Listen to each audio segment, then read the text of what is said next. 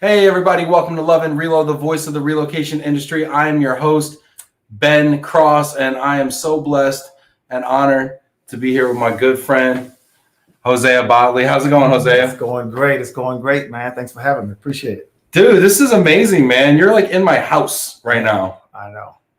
My house is my headquarters, is my studio. You're here. We've got Rachel here. Rachel, you gonna say hi? Yeah, sure. She's gonna do a pop in. Yeah. We got Rachel here who's doing photography. Rachel from Next Destination Marketing also does all the marketing for Glomo and Love and Relo. So she does the emails. So if you get way too many emails from me, I'll let Rachel know. Right. It's not gonna change, but I'll let her know.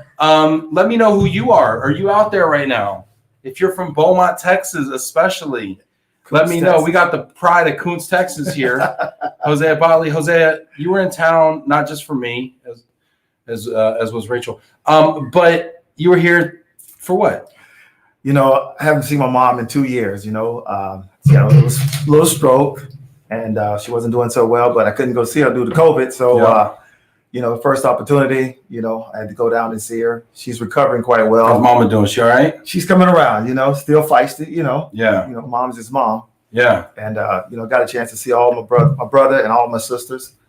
And all family, friends. It was great. It was great. Hey, let's get a little round of applause for Miss Bottley. Okay, Mrs. Bottley out there, throw that in the comments. Give Hosea's mom a shout out there. Linda Bottley. There we go. Linda Bottley White here is watching. That's my youngest sister. That's your youngest sister. Yeah. Look at that. What do you think of your big brother, Linda? Jury's still out. What do you think? Yeah. I don't know. Yeah. No. Great guy. Let's see here. Mena, hello, Ben and Hosea from Dubai. Mena. Awesome. We got Dubai in the house. She's always in. She's always here. Shout out to you, Mena. Brian Rivers from Sacramento. Great to see you, Hosea and Ben. Hey, Brian. How's it going? Brian's a good dude, too. We got some good people. So far, we're like 3 for 3. Let's see what happens. Jamie. Let's see here. Linda shouting you out. Jamie Master checking in from very sunny Mississippi. Jamie, it's good to see you, too. Yeah. Love the weather update. Appreciate that. Jana. Loving to see you all together. Jana. This is Jana's first week on the job here at Glomo. She's been incredible. So give Jana a shout out. And if you haven't connected with her yet, connect with her. She's amazing. You're going to be hearing more from her. We got Sandra Clary checking in. Prayers for your mom, Hosea. So glad you're able to visit your family. Yeah, it's pretty cool. Linda says he is the best. That's right. Linda, next question. How many older brothers do you have? You got two of us. She has two older brothers? Well, me and my brother. And he's older than her? No. Yeah. Okay, because I was thinking, all right. Best. All right. Hey, other brother, if you're watching, let us know what you think. Tim Quirk, 2 great gentlemen.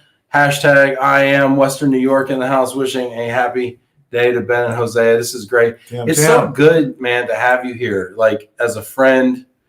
Like it just feels good, man. It does. It does. It was like, what's that feeling for you, man? Well, to actually get out and visit people, even to visit my mom, they would give her a hug. Yeah. It was just we're getting there. Yeah. A little bit of time, just a little bit more time, but we're getting there, just to get out and see family. I got a chance to see some old friends from high school, from the neighborhood.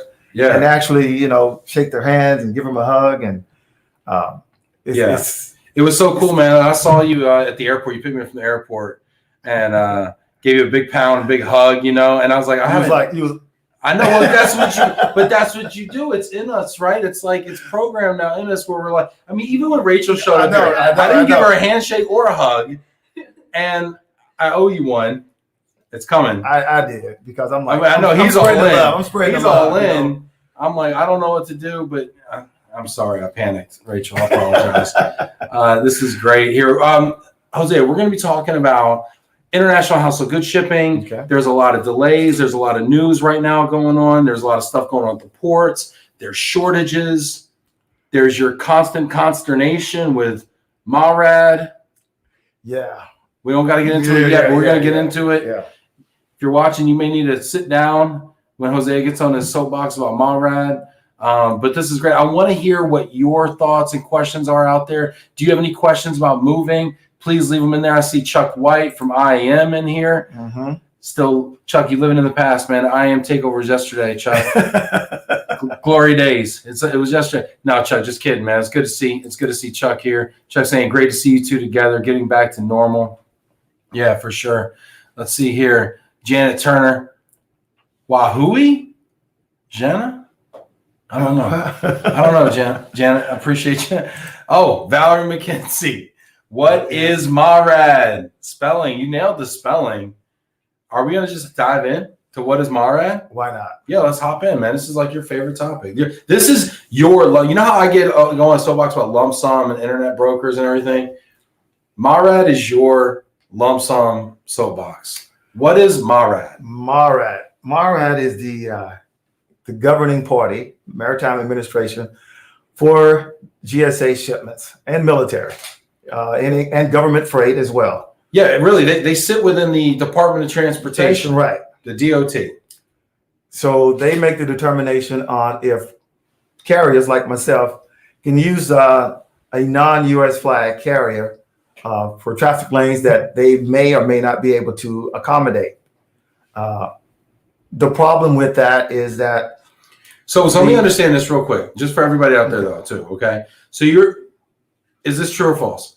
All household goods shipments for the United States military, United States government, anything federal needs to travel on a U.S. flag vessel.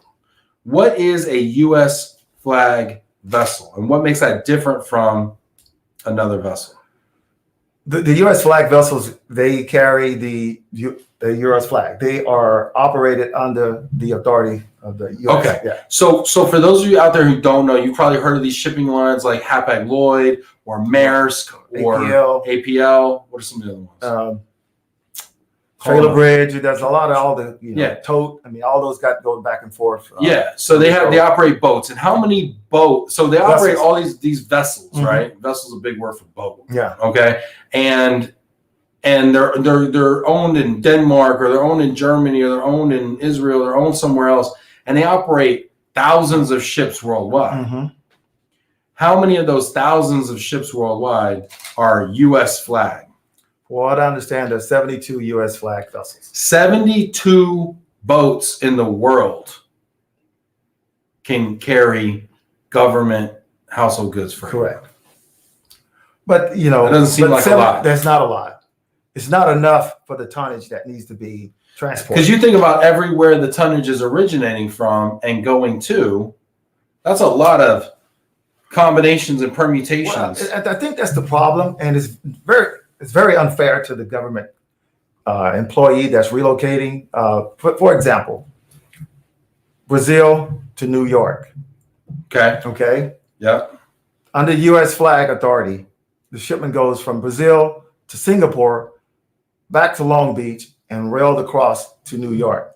So a shipment from Brazil to New York has to go to Singapore first? Go to Singapore. So it comes all the way, my geography is a little shaky, but it comes all the way down around the tip of Argentina, up or actually no, it goes the other way. Like I forgot the world is round. So it goes past the Cape of Good Hope or something over in Africa. Okay. Over around in the Indian Ocean, over to. I'm sorry, I lost you. No, you go on. Well, which way is it going? Singapore's on the other side of the world. That's the whole point, though. You don't know where it's going. Rachel's laughing at me. We don't know where it's going. We just know it's going to Singapore. So which way is it?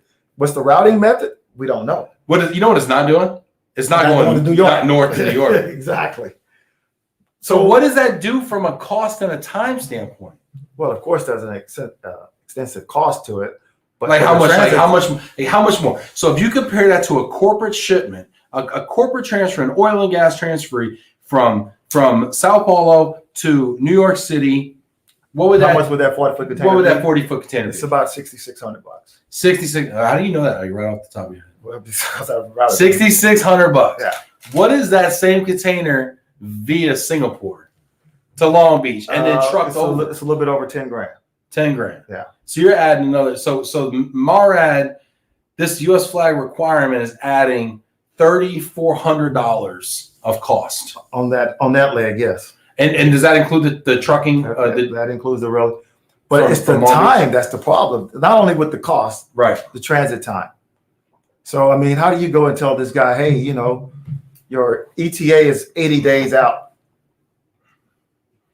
ETAs of 80 days? 80 days.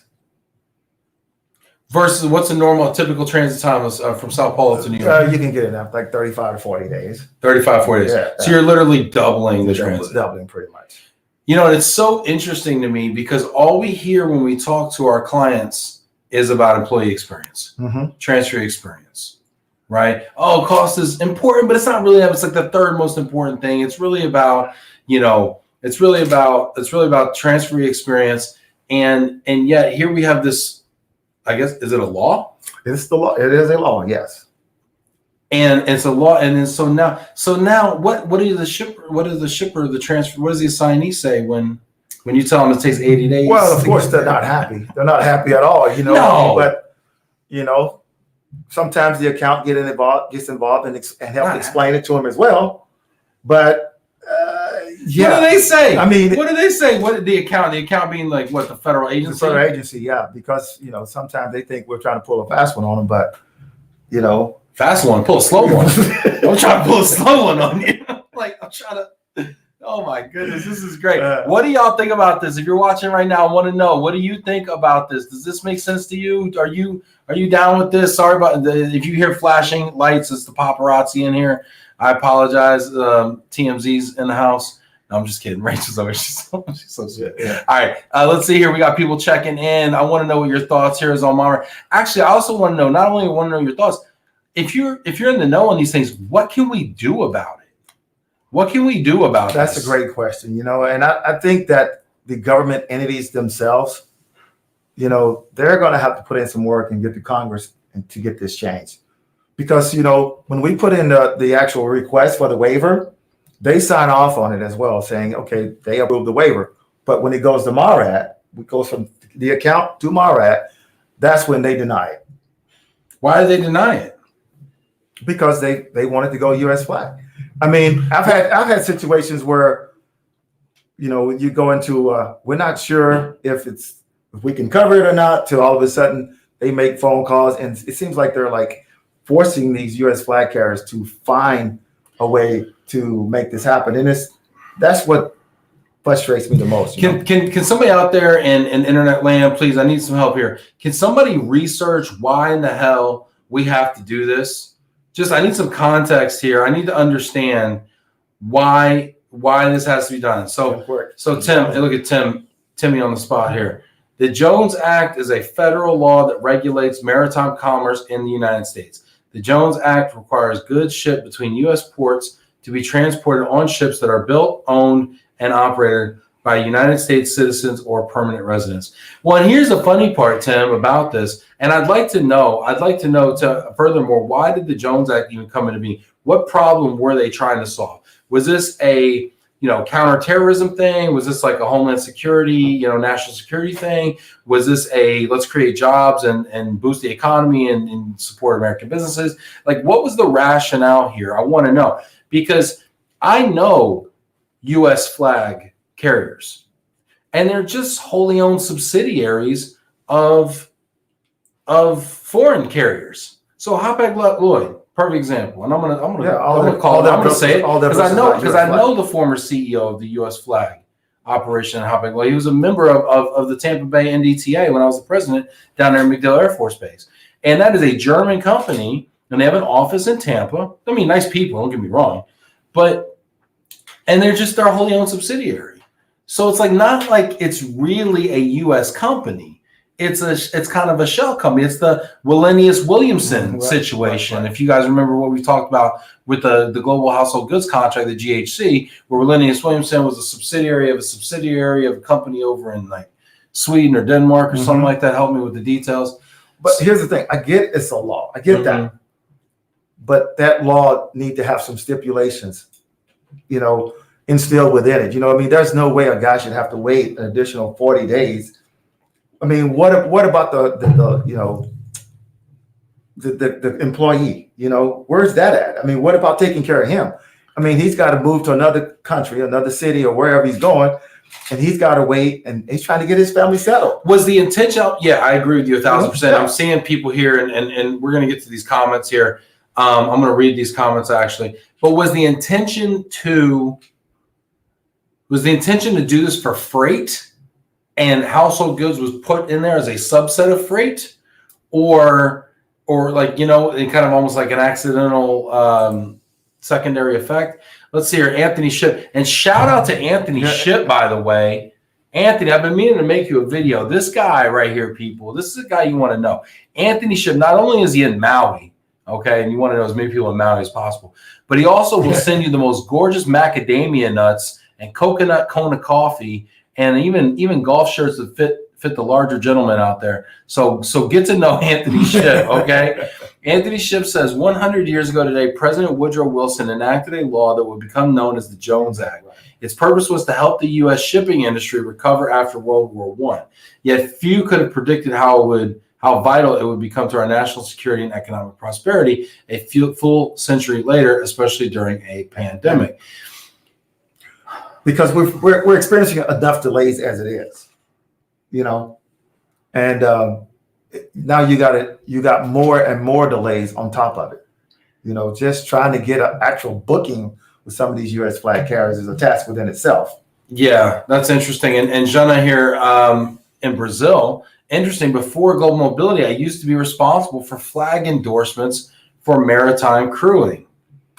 Interesting. Jana, did you have any experience with U.S. flag? I'd love to know. Let's see here. We got John Zilka in the house. Greetings, gentlemen. What's up, John? Hello, John. How's it going? Good to see you, Johnny. Long time no see, man. Hope you're well. By the way, at your recommendation, hit up Taco Bell. Yeah, not so bad. Not so bad. Not so great. Not so bad. Alan, Hosea, you sure have come a long way since I first met you. Man, how's it going, Alan? Yeah, look at this. That's a lot of O's in that long way. No doubt. Jack Jampel, hello, gentleman. Jack, I would love, gentleman Jack, that's a good drink. Hey, Jack, I'd love to know what your thoughts are. What are you seeing on international household goods shipping, regardless of the Jones Act? Throw some questions in there from a corporate standpoint.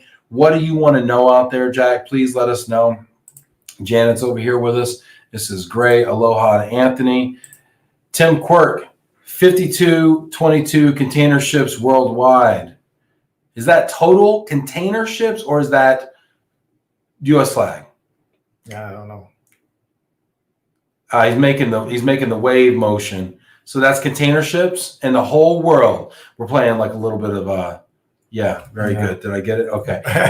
5,222 container ships worldwide. 72 of those are U.S. flag. Very interesting. Tyler here in Houston with a big howdy. God bless. What's up, Tyler?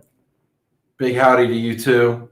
That's great. Andrew Jackson, gotta love the good old shipping business. Corporate America appreciates you. Hello, Mr. Jackson. Andrew, I want to know from you. Give me a couple questions here for Jose. I want to know what you're thinking about, what challenges you're seeing on the corporate side with shipping household goods, either domestic U.S. or international. Please let me know what shortages, challenges, congestion are you seeing out there. Please let me know any questions you have that we can answer. I think he's going to refer those to me. I hope so. Somebody's got to answer your question. Jeff Walker, good to see you, Ben and Hosea. Let's do lunch sometime soon. Look at that. That was a great lunch. That was. We had lunch with Jeff. Shout out to Jeff and Anthony over there. We had some Korean food. That was good. Oh, my goodness. Really good. Yeah. All sizzle, all steak. That was amazing. John Zilka, no split screen setup like NRI HQ, bad offline feedback. John, nobody knew we were in the same room. Nobody knew. Because you had the glass back and I had the bookshelf and like it was so different and my lighting was different. Nobody even knew. Yeah. Look at this. That's great. William Wiggins is clarifying it's an actual law. Yep. William, you're on the government side. Yep. What does this do to the assignee experience? Just out of and William, are you having success getting what are they called? Exceptions? Waivers. Are you having success getting waivers, William? What's the holdup, man? What can we do? I'd love to know. Anthony Ship giving us some history. Appreciate you, Anthony. I told you this guy's good. Yeah. Anthony says 100 years ago today, President Woodrow Wilson enacted a law that would become known as the Jones Act. Its purpose was to help the shipping industry. I read that one. Sorry, wrong comment. Next comment. In the mind of the pro-Jones Act. Okay, so this is to answer the question. What the heck were they thinking? Yeah. Okay? It's a question I get a lot. In the mind of the pro-Jones Act folks, this is what they say. The Jones Act advances our national security by helping maintain a vibrant domestic shipbuilding industry and maritime workforce. Our shipbuilders supply the military with warships, and U.S. mariners play a key role in transporting military personnel and equipment overseas in times of crisis. Well, I wish they would haul some freight on those ships in non-wartime. I mean, I get it, man. I guess shipbuilding is important. You were in the Navy. I get what MARAD is for. I get it. Don't get me wrong. It doesn't sound like you get it. It's just that I just think that they need to make some changes and some exceptions and adjustments so that the employee is not the only one that's taking the hit. You know what I mean? They're the only one that's suffering through all this. The relocating employee, they're the only one that's suffering through all this. Yeah. And of course, the additional cost that the government has to pay, that we are paying. Yeah, we're gonna spend just a couple more minutes on this, and I promise we're gonna get to some corporate talk as well. William Wiggins there. It's a real issue for the agencies as well, and we do not like it either. MARAD is difficult to work with and not very helpful, makes it more difficult. I believe the agencies and GSA will need to collaborate to push change and reform. Chuck White, I want to know, what kind of change and reform can we expect or hope for, and what is IAM maybe doing to advocate for this? I'd really like to know, not to put you on the spot, but to put you on the spot. Yeah. I'd like to know, because we need a way forward here. We need to somehow kind of galvanize this. There's got to be a better way. There's got to be a better way. You know, I mean. Well, it's one thing to do freight this way. It's another thing to do household goods this way. Right. You can't really lump household goods in with freight, in my opinion. Maybe you can. I mean, they obviously have. I don't think so. It just doesn't seem like it's a good idea. Let's see. Sandra Clary didn't know we were in the same room with me and John. Yeah, for sure. Janice says no U.S. flag at that time, only Norwegian, Panamanian, Bahamas, Cyprus, Isle of Man type of thing. Isle of Man type of thing.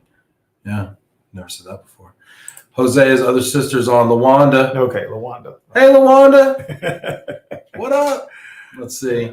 William saying hello, finally. So rude. Olivia Buckrami, good day, gents. Olivia from Toronto, enjoying the convo today. How you doing, Olivia? This is great. All right, we got John's mad because he wanted to do a third camera, and I was like, no, John, we're not doing a third camera. He said, well, if we would have done a third camera, then people would have known we were together. You're right, John, as usual, my dear. Okay. Anthony says the parking lot of container ships stuck at anchor off the coast of California is still there, with Oakland surpassing Los Angeles, Long Beach as the epicenter of congestion. Yeah, because I was talking about Long Beach, and you were telling me Long Beach has gotten a little better. What are you seeing? I'm not having many delays. I'm not seeing it. Yeah, but he's saying it looks like Oakland's now the problem. Could be. But you're not going through Oakland. I mean, I have a few going to Oakland from time to time, but mostly Long Beach. Yeah. Yeah. New York is well, that's a whole nother story right now. Well, we have some time, so we might get into it. Shipping giant Maersk warned in a customer advisory on Wednesday. Don't you love customer advisories? Yeah. On Wednesday, that Los Angeles and Long Beach remain strained, with vessel wait times averaging between 1 to 2 weeks. But it said the situation is even more dire at the port of Oakland, where wait times now extend up to 3 weeks.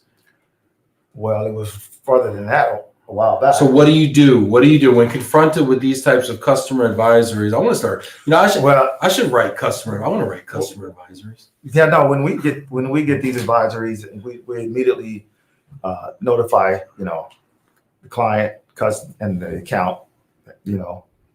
Beyond our control, unfortunately, but that's all we can do. Do you forward the advisory, hey, CC here is a copy or whatever? One while they were routing some of these containers to the Port of Houston. I'm not sure what they're doing now. Yeah, Port of Houston, but Houston, you got to go through Panama. Well, you can get it to Houston, rail it back wherever it needs to go from there. But, here's the thing, though, man. You're talking about a system that's crippled right now, and that's the whole system itself. And as we continue to put more volume into it, it's going to stay this way. Throughout the summer, maybe even get even worse. Is it going to get worse? Do you see it getting worse or better? Yeah, absolutely. I'd love to take a quick poll in the comments here. Anthony, John, Olivia, William, Jenna, let me know. Is this going to get worse or better in 2 months? What do you think? What is it? How about the spring of next year? What happens then? I think that's when you're going to see things begin to ease up. As long as we continue to push this volume, and look, you got more accounts that are trying to move the backlog from last year. Okay, so I mean, we're talking about an extremely busy summer this year. Yeah, I wouldn't be surprised if we're still in summer in October, November. Okay, so let's talk about this. Let's get into this, right, from a volume standpoint, right? What are you seeing? And by the way, hit that like button if you haven't done so already. Please throw some questions in there for Hosea. Questions about international household goods shipping, domestic U.S. household goods shipping. Throw them in there. I want to know your questions, please, and thank you. Oh, we got William coming in here. This is great. William said, by the way, Myra allows a blanket waiver for Department of State for shipments out of Latin America. That's unfair and unbalanced with other agencies. It's caused issues for us with customers in the same location we support. Yeah, I mean, William, that's a great question. Why would Department of State get a blanket waiver and you got every other federal agency including the U.S. military? William has a very valid point there. Very valid. I mean, how does that happen? How does that work? How do they pull that off, right? I mean, I don't know. Well, if you're going to do a waiver for DOS, do a waiver for everybody. Right. You're obviously really acknowledging it. It's really difficult for them to service anyway. You're acknowledging it's a broken process and yet not fixing it further. It just seems like there needs to be a lot more light shed on this. It seems like we really need to have an open discussion in the public about these kinds of things because it's not making any sense. Well, I would love to see you get some of these U.S. flag carriers on here. Maersk, APL, Can somebody tag Maersk, APL, Hapag Lloyd? Can y'all find their CEO or whatever and just tag them in there and just make sure it's the U.S. flag folks. We don't need the people from like Denmark. Yeah. Make sure it's the U.S. flag folks. Tag them in here. Like, hey, would y'all pop in on this real quick? Appreciate that. William Wiggins, I want to know the answer as well. I will find out. Yeah, please. William's on the case. I'm gonna find out. William's on it. I'm on it. Yeah, right. William suspects this gets worse. All right, we talk about government volume. We talk about government challenges because these challenges are very specific to government. But you do a lot of corporate work as well. Absolutely. What would you say the mix of your business at Aaversal is? Wow. With this new project, I would say 60-40 corporate. 60-40 corporate? Yeah. So you do more corporate than government. So on the corporate side, you don't have to deal with this stuff. No. Which is probably even more infuriating because it's not like the only way you do business. So you get to do the corporate and then you get the 40% that's government. You're like, oh, geez, I can't do this again. Yeah. So what are you seeing from corporate volumes? Well, the problem with it is just delays, port delays, shortage of containers, shortage of chassis. Chassis too. And like I said, define what chassis are for people because some people don't understand. Well, the chassis are what we load the containers onto. So, but like I said, this is something that if anyone doesn't know that's in transportation, you better get prepared because there will be delays. We've got a shortage of truckers. Equipment is not positioned properly due to COVID. So, we tried to get a container book for New York, and they said, well, we can load it in a month. So New York is pretty backed up right now. So New York is worse than California? I try to avoid shipping any containers into New York. So where do you go then if not New York? I can go into Baltimore. Depends on what type of shipment it is, corporate or government. I try to go into Baltimore. And does that add cost though, going to another port? Some, yeah. But it's better than it sitting at the port for a month or so. Does that cost, does the client have to pay that? I mean, because what I'm hearing and what shout out to International Association of Movers. They did a really nice video recently. We're actually going to feature it in the upcoming GLOMO newsletter coming out next Wednesday, I believe. And they did a really nice thing on shortages and backlogs and things like that. Right. And one of the guys on there was talking about, it could add $10,000 to the cost of a shipment. Not going to a different port necessarily, but some of the congestion issues that they're having. They were talking about out of Thailand, for instance. Yeah. I mean, because I know this from as a guy who's on the domestic side for a long time. If I tell my client that there's another 10 grand. I mean, even 1 grand, even 2 grand. Yeah. They get tight if it's more than 110%. 110%, 10%. Like they get tight. No, I agree, man. But how do you deal with that on the international? Are people just more understanding? I think everybody understands what the world has been through, Maybe. And so the situation in a lot of these countries, honestly, it just is what it is. I mean, some of them are going back into shutdown. Yeah. As I was just telling you, that's crazy. Singapore went back into shutdown, didn't it? We got Taiwan, which for this project that we're doing, they got a travel ban now to June 16th. They may extend that.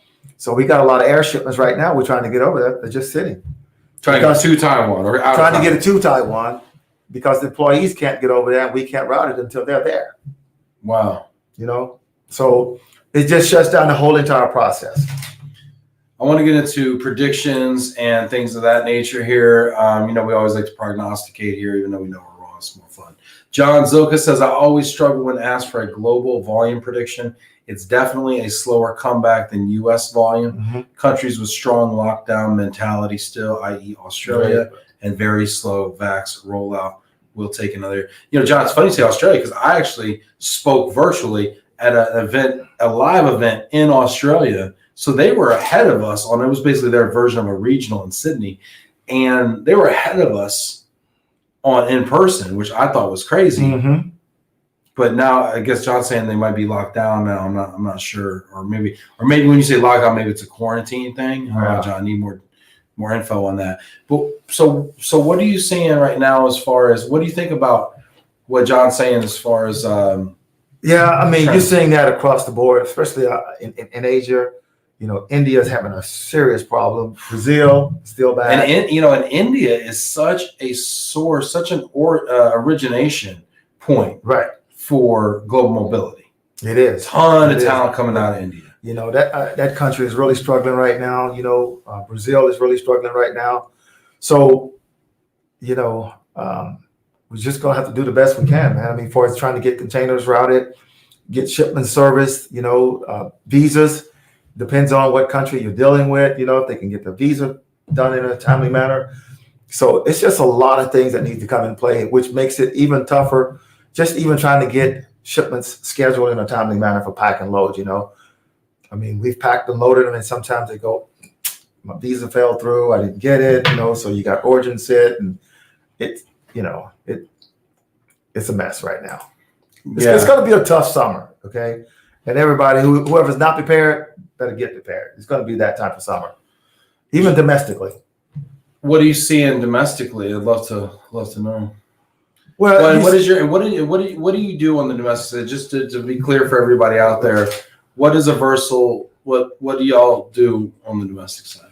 We have a crate and freight program that has really worked out well. We've grown quite a bit over the last couple of years, and once again, we have part of that project that we're doing. And so what we're seeing is that a lot of agencies are just booked up, some 30 days, some even more than that. So when you say a crate and freight, you're talking about like a small shipment program. Small shipment program. But now some of them are not small, How big do they get? 20,000 pounds or plus. So big as hell. Yeah, Okay. Yeah. So like full size, real deal, size, truckload. Right. And you're able to move those through alternative capacity? Correct. Wow. Yeah. That to me is a game changer though, because, and we'll get to the terminal issues, but I always said, in domestic moving, you have two labor pools. You have the terminal labor pool, like the packers and loaders locally, the local labor pool.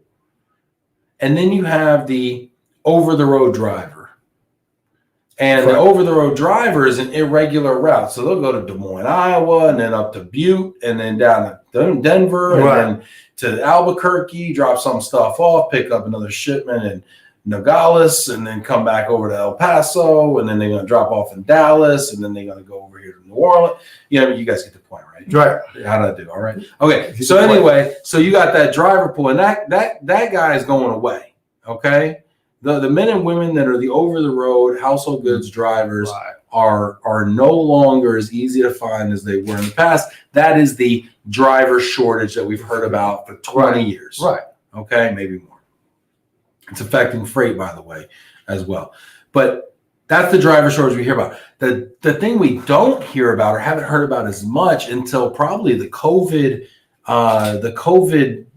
stimulus, around unemployment benefits, is that local labor pool of packers and loaders. And that is what services the international shipments. That's what services the crate and freight small shipments. There is a dramatic shortage of people who want to be in the moving business, period. Right. And so what you're talking about with agency, delays, because what you're talking about is this is a hub and spoke, right? They go out to the residents, they bring it back, containerize it, whatever, and then ship it. Boom, right? We move it, yeah. So what you're talking about, so it sounds like based on what you're telling me with the large shipments that you're servicing is your corporate clients and your RMCs have found an alternative to the irregular route household goods driver, and they're using the small shipment model, but with bigger trucks, in I a guess. sense, right? Because it's the faster transit time in a sense. How so? What do you mean faster transit? Like, well, it's not making all those stops. That's faster. That's faster. Yeah. And to touch base on what you were saying about the moving agencies, I spoke with an agent in Seattle. And normally when he puts up his help wanted sign, he said last year he had 100 applications. This year he had 2. And due to the fact that, some people making a lot of money on unemployment this year. That's what I'm hearing. I'm hearing that. And, I've read articles that say that it doesn't affect people's desire to go back to work. I don't know. I don't know. Well, I think it's a certain wage bracket that says I only make this much money each year, and I'm making that on unemployment. So why am I going back to work? Yeah. There's definitely a break even, right? But that's not long term. No, it's not. And it's going to be until it's going to be, and then. But I think it's more that. I mean, it's probably a lot of what you said, but I think it's also the fact that you give people a year off from moving household goods and moving furniture to think about it and find something else. And they're going to figure out, I don't want to move furniture anymore. I agree with you, but we need those individuals. Yeah, we do need those individuals, but we don't always treat them like we need them. Well, you know what happens when you don't treat them like you need them? Yeah. They go. What Jack says. Jack. Thank you, Jack. Appreciate you. Seeing what has happened as a result of COVID and difficulty for you to increase costs, do you see household goods future contract begin to include safety valve pricing to cover these types of disastrous, unpredictable issues, similar to how you include fuel surcharges? Could we see a labor surcharge? Could we see a lumber surcharge for those lift vans? Could we see some of these I'm getting charged more already, so yes, I guess. What have you seen with lift van prices? Well, I'm seeing just even just on the third party crating companies. Yeah, their prices have gone up. Oh, insane. Yeah. So just so you all know, and I think we covered this in a previous show, but for those of you who weren't watching, a lift van is a wooden crate, a large wooden crate that holds about 1,000 pounds, give or take, of household goods. And those containers can go inside of big sea containers. They can also be used to move household goods domestically within the United States, and are oftentimes the backbone of a small shipment program. Correct. And also what I ran into is that due to COVID, a lot of agencies got rid of their used lift vans. I don't understand. Due to COVID, why would you? Well, things were slow. They didn't need them. They just got old, wet, whatever. Get rid of them. You have bonfire. What do you do? They just broke them down and just maybe disposed of them. So they're trying to get. I bet they wish they. I wish they wish they would. They wish they had those containers back. And even trying to find the corrugated ones. Oh yeah, is a nightmare. Well, I called 3 or 4 different places, and it was like, we might have them in 2 months. Well, the corrugated ones are made out of cardboard, right. triple cardboard. Right. And I think my old colleague Martin Mayotte posted something from Victory Packaging saying that the price of paper pulp went up 7.2% in April. You know, those things use a lot of paper pulp. Yeah. Paper pulp's fun to say. Can you say paper pulp 3 times fast? There's a lot of pricing going up across the board. Yeah. And I'm trying to sort out what's legit and what's not. Because there's a lot of shit mixed with legit. You know what I mean? You can squeeze some, you know, you got a legit sandwich with a bunch of crap in the middle sometimes. Like, I need the service. Yeah. I need the crates. I need the whatever, you know. Mm-hmm. You're kind of stuck, you know. Mm-hmm. And you're trying to keep your costs That's true. down. And that's what clients are trying to say. They're like, well, how do I know it's legit? How do I know it's... You're trying to keep your costs down for your accounts, you know. Yeah. Yeah. So to Jack's point, I love this point, Jack. We've talked about this a little bit. I think it's an excellent point. You know, there's a fuel surcharge that's been around for a while. There's usually an insurance surcharge. It's in pricing as well. I would advocate for a labor surcharge that's tied to either an unemployment rate or a minimum wage in that state. I would also advocate for a surcharge around either lumber on the international side or on boxes, you know, contain. I mean, gosh, nobody is immune from the Amazon effect and the e-commerce effect. The effect that that's had on the cardboard box industry. Okay. I got enough cardboard boxes in my washroom on a monthly basis to probably move my entire household. The amount of cardboard that gets delivered to my house. Seriously, because all of a sudden now I'm going through box cutters like 3 times a year. And I'm like, you know, you never have to change the razor blade in a box cutter. And now I'm like changing them all the time. I don't know if my wife is listening, but Amazon is, I mean, I need to buy stock in Amazon, man. I'm surprised you don't. Yeah. She even sent stuff to the neighbors, think I'm not going to see it later on, you know? Yeah. Yeah. Jack says, I agree with you, Ben. You know, Jack, that should be a blog. I agree with you, Ben. Forget the other side of the coin. It should just be, I agree with you. I'm just kidding, Jack. It's good to see you, Jack. Love the question. Excellent question, Jack. Jamie Master, you nailed it, Hosea. When Burger King is giving a $1,500 sign-on bonus and still can't get anyone, there's absolutely a labor supply problem. Yep. Jamie, send me an application for that Burger King $1,500 sign. I want to know the terms. I want to know the terms. I want to know what the relocation payback agreement is. I want to know what the repayback is on that. How many hours do I got to work before I got to pay that thing back? Yeah. Linda, Amazon, gotta love it because she shops all the day, every day, all day. Do you, Linda? Got a little Amazon addiction, Yeah. Linda? We need to have an intervention for Oh, Linda. a major intervention. Linda, stop. That's all I got, Linda. That's all I got. That's great. That's fantastic. So good. So we were talking though before we got kind of sidetracked on this whole deal with Amazon and everything. The shortages at the local level. What are you seeing for the summer right now? What kind of lead time is required? What are you hearing? Well, I mean, it depends on the area. You know, some areas, you know, you can get something still booked. Give me some ideas of the areas. Like, give me some bad cities. Some bad cities. I would say some of them like the Portland area is really pretty tight. We had a lot of shipments coming out of that area, and it's been very difficult to get shipments booked out, you know, within 3 or 4 weeks, you know. I think Atlanta, we've had some struggles down in that area. Arizona's doing pretty good, not too bad, you know. You have a ton of traffic. In Arizona, ton. What about the Bay Area? What about San Francisco? You know, 2 or 3 weeks out, you know. It's better than I would have thought. Right now. I mean, we haven't hit June yet. You know what's going to happen, though? I mean, I know these tech companies have a back to office of July 1st. Mm-hmm. Some of them do. Some of them, they're all different. Right. But July 1st, one of the biggest employers in the area is a back to office of July 1st.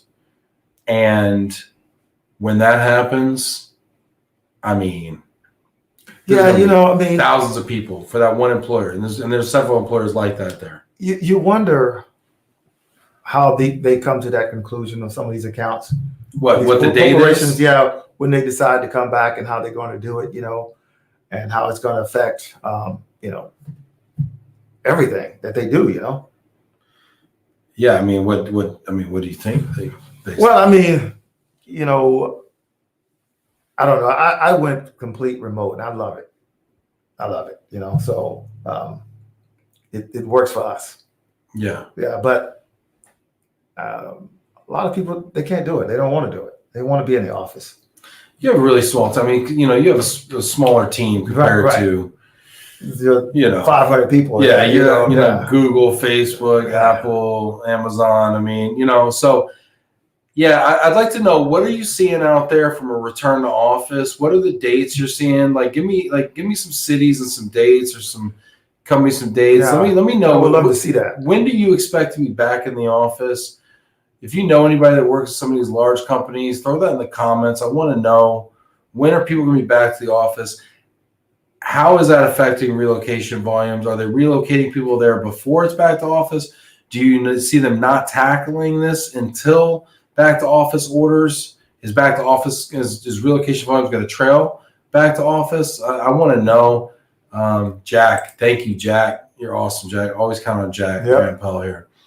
What we are seeing is volume has to be handled on a case-by-case basis, since we as corporates have no control on what, when, and where. Communication is key. What do you mean by that, Jack? I want to know.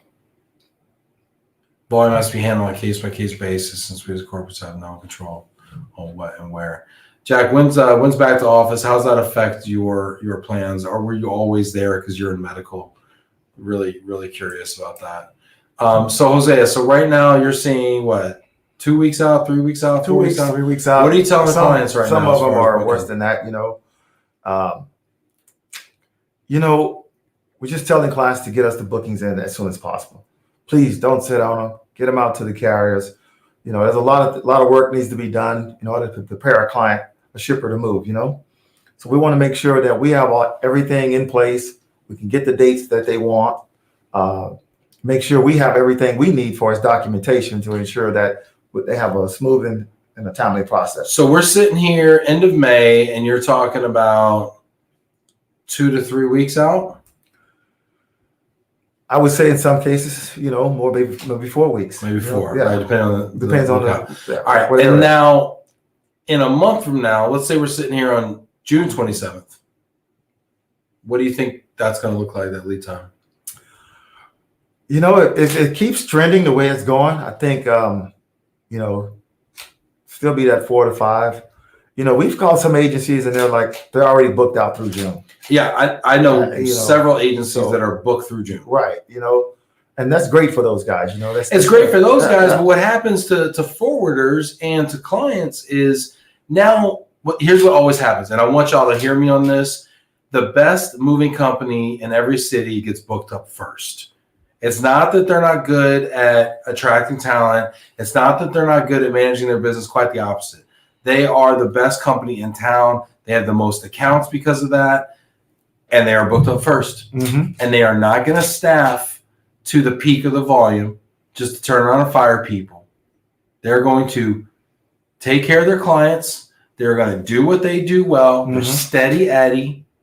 Okay, they're not going to add. They're not going to double their staff. Right. And then do a terrible job and then have to apologize for it and lose a bunch of accounts. They're not in the short game. They're in the long game. Right. Okay. Exactly. So they're going to book up first. So it's important for all the clients out there to hear me when I say, if you want the best moving company in town, you need to get your order in first, because a forwarder or an RMC out there has a list of agents in a market, has a list of moving companies in a market. Okay. Say Dallas. Dallas is a big city, right?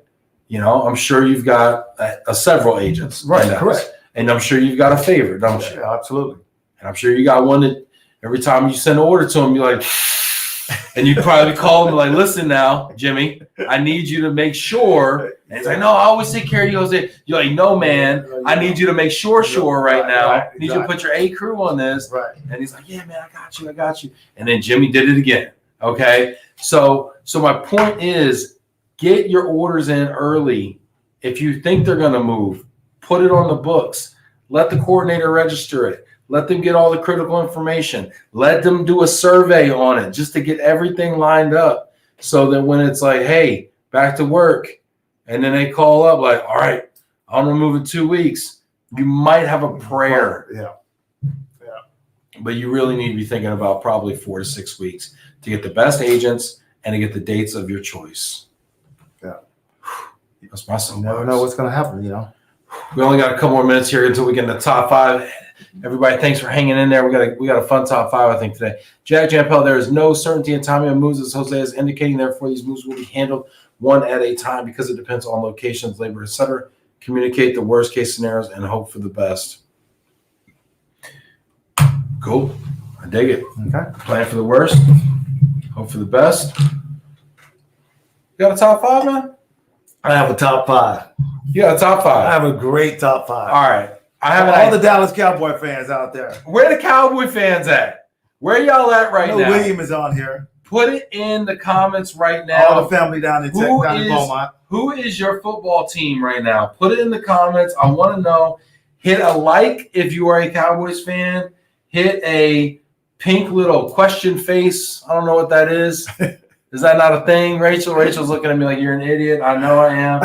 Hit the little pink little, I don't know face if you're not a Cowboys fan.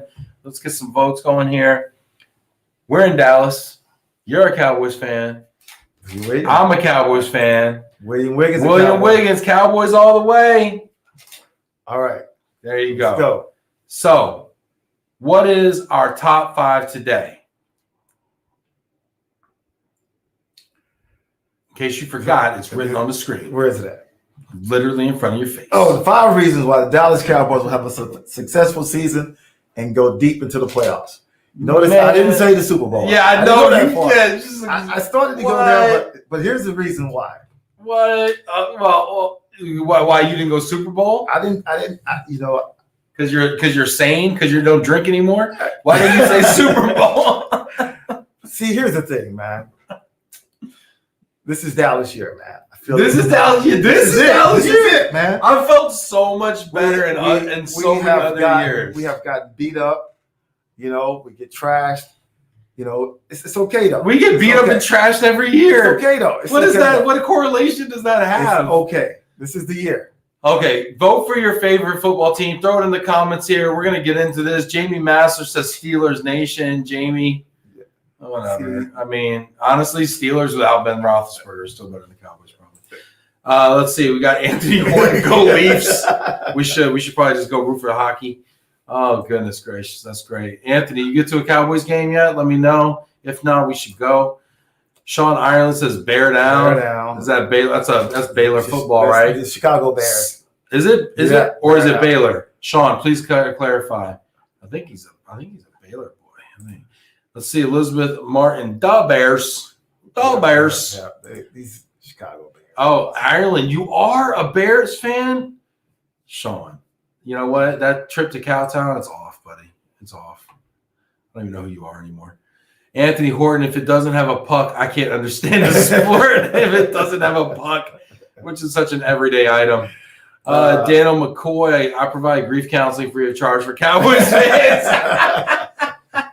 Dano, who you repping though, Dano? You can come in and talk smack all you want, but who you repping? If he's a Falcon fan, then we should be giving them counseling.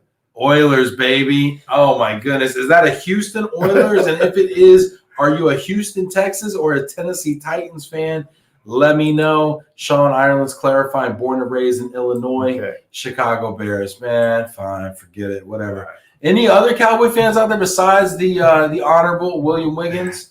We're just going to leave William up there. Yeah. All right. Number 5.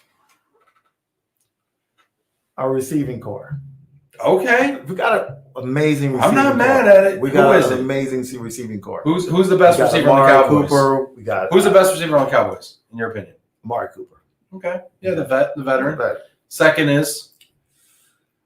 I'm going to go with, they got rid of.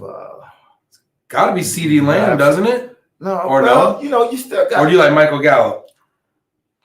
I'm going to go with Gallup on that, He's more of a typical. Yeah. But CeeDee Lamb is going to be good. CeeDee Lamb is real legitimate. Good. He's legit. He's undersized, but he's fast as all get it. Yeah, he's that one of those wiry. Yeah, and you know he's got swag like he's going to be around. Yeah, absolutely. He's going to see a lot of end zone in his lifetime. Okay, I'm with you. You know what? So far, I'm buying it. Number 4. Okay, our coaching staff, how much? Okay, yeah. First of all, we're already struggling. Okay, Number 4. No. We're already struggling. What's his name? Mike Holmgren. No. McCarthy. Poor man's Holmgren. Yeah. McCarthy has a lot to prove. He got embarrassed last year. Yeah, he embarrassed all of us. Thanks, Mike. So my Cowboys bear right here. He's got a lot to prove, and so does Dan Quinn, the defensive coordinator. Okay. I think he's going to get that swagger back like they had when he was at the Seahawks. Mike McCarthy. You know what I mean? So, all right. Okay. He's going to have the coaches ready, and the coach is going to get the team ready. Yeah, he did a great job last year. Yeah. I mean, listen, when McCarthy came in, I was stoked. I was like, okay, little pedigree, guys won a Super Bowl. I dig it. Rodgers, okay, this guy knows what he's doing. He was talking a little smack to Jerry, which was kind of funny. I dig that too. We're built the same. I dig that too. Last year was an aberration. Yeah, it was. Last year, honestly, I had to go to church. It was a lot. It was a lot. We all. But this, what is it? Dan Quinn, right, on the defense? Yeah. He's a guy. He's a guy. He was a head coach. He's a head coach. He's a guy. We'll see. Okay. We'll see. I'll give you it's like the draft when you got to rank each draft pick. Yeah, right. Number 5, I'll give you an A on number 5. Probably should have been higher. Number 4, I'm gonna give you a C+ on this one. C+. Okay. And yeah, that's still it's kind of weak. Could have went either way. Okay. Number 3. Defense will be ready. They made some great draft picks. I know these guys are young, but when you bring in Dan Quinn, the defensive coordinator, he's gonna put all that talent together. Yeah, but they're young. But the draft picks don't come in year 1, day 1, make an impact. Yeah, but that linebacker they drafted, dude from Penn State. Yeah, he looks good. Yeah. He looks good. So did Van Der Esch. Van Der Esch, who was a first-round linebacker, who now is looking like he's about to get bumped out early. Probably gonna last about as long as Sean Lee did. He stayed hurt, Jalen. Hurt. Yeah. I mean, Jalen was amazing. But Jalen and Van Der Esch both regressed. So let's hope that they have a bounce back here because Sean Lee's out, and now there's new kids coming in, and we're gonna have to do a lot. Yeah, but the defensive line, they got to keep those guys off the linebackers, though. If they get blown off the line, then Cowboys were like 31st in points allowed last year. I know. So when you're saying the defense will be ready, they'll be ready, man. And that's what killed the Cowboys. They scored 30 points and give up 34. They let up a franchise record points last year. So defense will be ready as your number 3. Number 3. Keep going. F+. F+ for this one. D-. I don't know. D-. That's because I'm a Christian. Number 2. There's always hope. Zeke is ready to prove he's not washed up. I'm telling you, man. I saw some videos of Zeke working out. Zeke looks great on videos. Listen, man, he looks great on Instagram. I look great on Instagram. Listen to what I'm saying. Just listen. I'm trying. Zeke will be ready. You know what? Him and Dak both has a lot to prove. But Zeke will be ready, man. Everybody's saying he's washed up. He's done. And he's not. He's still a young buck, man. He's young. He'll be – just wait. When I fly in and we go to the game, you're going to be like, Hosea, man, you were right. I hope Zeke does 200 yards and 2 touchdowns when we go in. Jamie Massler, Bush made a first-year impact as a linebacker until he blew his knee out. But the Steelers got Najee Harris. Look out.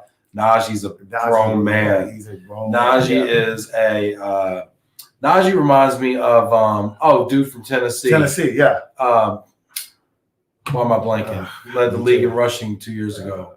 What is his name? With the dreads, with the I thing. know who you're talking about. I can't. Grown man with a stiff arm. Najee looks like his little brother. Yeah, that's legit, Jamie. And you're right. The Bush cat from Michigan, I was not sold on that pick. Devin Bush, I think his name was. He was amazing his first year. Yeah. Will our first round pick, who I can't even remember the name, be that man? I do not know that. Yeah. Zeke ready to prove he's not washed up. Zeke's either going to prove he is or he isn't this year. Maybe this could be that year though. He just runs heavy.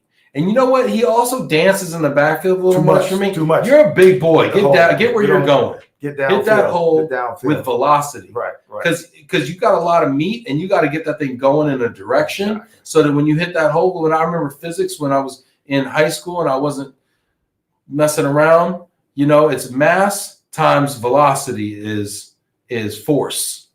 Okay. And he's got mass, but he's got no velocity. That's physics for y'all. You didn't know about. You didn't know you were going to get that. Derrick Henry. Thank you. There you go. Thank you, William. All right, I'm going to give you a B. I'm going to give you a B on this one.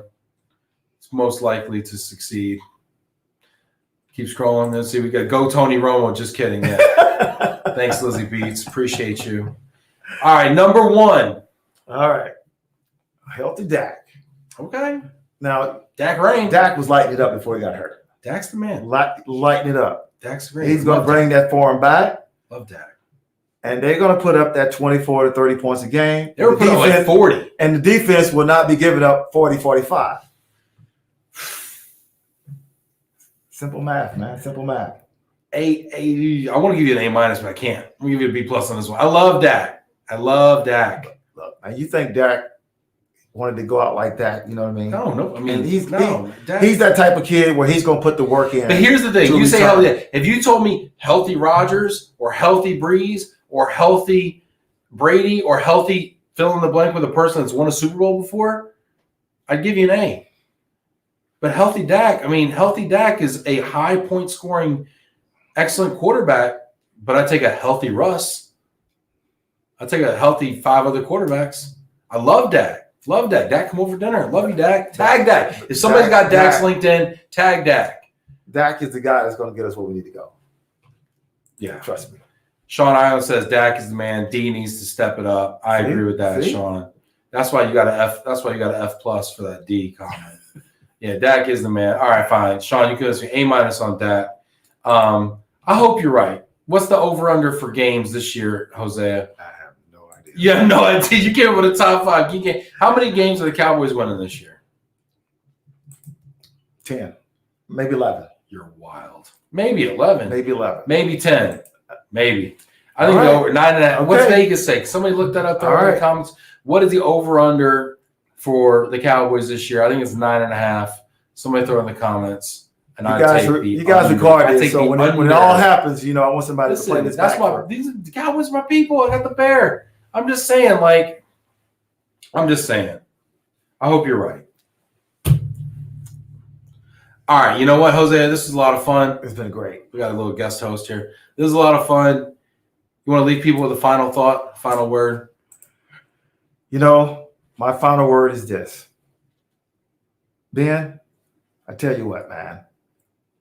I'm so happy for you. Thank you, brother. I'm glad to see you take that entrepreneurial step. Thank you. I wish you the best of luck. I know you're going to do well, and I'm excited about everything you got moving forward in the future. Thanks, man. I appreciate you, man. Do that. Thank you, brother. You always did. You always did believe in me early on. You were probably my first client, man. Always. So I appreciate you very much, and it's great to see what you're doing. It's good to see what you're doing as well. This is great. Oh man, this is great. Hey everybody, thank you so much for tuning in. This is our live week with 3 live interviews, live from Chicago, live from Milwaukee, and live from Dallas now. And it's wonderful to be here with friends and clients, and just feels like we're back, man. We're back. You know, we're getting there. Get vaccinated. Please do the right thing. Get vaccinated. And let's get back to it. We got some work to do. Take care, everybody. Appreciate it.